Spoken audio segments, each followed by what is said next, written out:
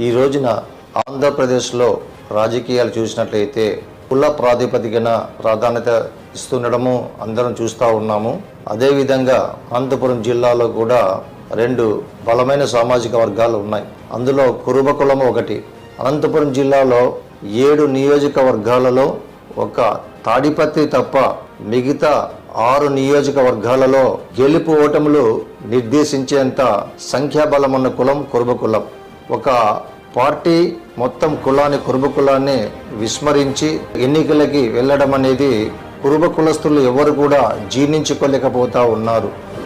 In fact ప్రభావము ప్రతి నియోజకవర్గంలో కూడా కనిపిస్తుందని చెప్పేసి నేను అనుకుంటా ఉన్నాను. మొదటి నుంచి కూడా మా కురుబ కులము ఏ పార్టీ అయితే కులాన్ని గుర్తిస్తుందో ఆ పార్టీని కులం కూడా గుర్తించాలని చెప్పి మేము ప్రతి మీటింగ్లో కూడా ప్రతి సభలో కూడా తెలియజేస్తూ ఉన్నాము. ఈ రోజున